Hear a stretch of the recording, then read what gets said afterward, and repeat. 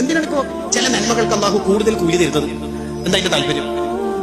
1-ന് 10, 1-ന് 70, 1-ന് 700, 1-ന് 7000, 1-ന് 500, 1-ന് 700 എന്തിനാണ് അള്ളാഹു ഇത് തരുന്നത്? നൈസബൂരി ഇമാം അതിന് മറുപടി പറയണത്, ആഖിറത്തിലെത്തിയാല് ചില ആൾക്കാർ കുടുങ്ങും. അവരാണെങ്കിൽ പരമാവധി അള്ളാഹുവിനോട് നന്നാവാൻ ശ്രമിച്ചിട്ടുണ്ട്, അവസാന കാലത്ത് തൗബയൊക്കെ ചെയ്ത് നന്നായിട്ടുണ്ട്. എന്നാലും പണ്ട് കുറെ കുരുത്തക്കേട് കളിച്ചിട്ടുണ്ടോ? SSLC പഠിക്കുന്ന കാലത്ത് ഇബ്രാഹിം ഖാന്റെ കടയിൽ നിന്ന് ഉപ്പിലിട്ട മാങ്ങ പൊക്കിയിട്ടൊക്കെ ഉണ്ടോ? അതൊക്കെ ആരോട് പൊരുത്തപ്പിടിക്കാൻ? പരമാവധി പൊരുത്തപ്പിടിച്ചിട്ടുണ്ട്. പക്ഷേ ഇബ്രാഹിം മരിച്ചുപോയി, അനന്തരാവകാശികളില്ല. എല്ലാ സാധ്യമായ രീതി മൂപ്പര് ഇടപെട്ടിട്ടുണ്ടെങ്കിലും എന്നാലും ചില പ്രശ്നങ്ങൾ മൂപ്പര് മഹ്ശറിലെത്തുമ്പോൾ ഉണ്ടാവും. അങ്ങനത്തെ ആൾക്കാർ ആഖിറത്തിലെത്തിയാൽ ഇവർക്കെതിരെ വാദിക്കുന്ന ആൾക്കാരൊക്കെ ഇങ്ങനെ വരും. എന്താണ് കാര്യം? നീ എന്തിനാ വേണ്ട?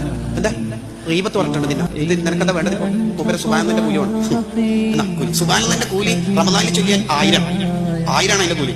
ഇയാൾക്കാണെങ്കിൽ 1000 കൊടുത്തിരുന്നെന്ന് അറിയില്ല. ഇയാൾക്ക് ഈ സുബ്ഹാനല്ലാഹിന്റെ ഒരു കൂലി കൊടുക്കും. 999 സേവ് ചെയ്തിട്ടുണ്ട്.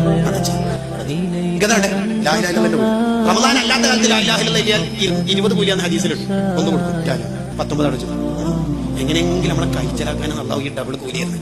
ആരെങ്കിലും ബാധിച്ച് നമുക്കെതിരെ ആരോപണങ്ങളുമായി വന്നാൽ തന്നെയും എന്റെ അടിമകൾ കുടുങ്ങണ്ടെന്ന് വിചാരിച്ചിട്ടുള്ള റഹ്മത്തോണ്ടല്ലേ അള്ളാഹു ഇത് തരുന്നത്. റമദാനിലെ അനങ്ങിയ കൂലിയാണ്.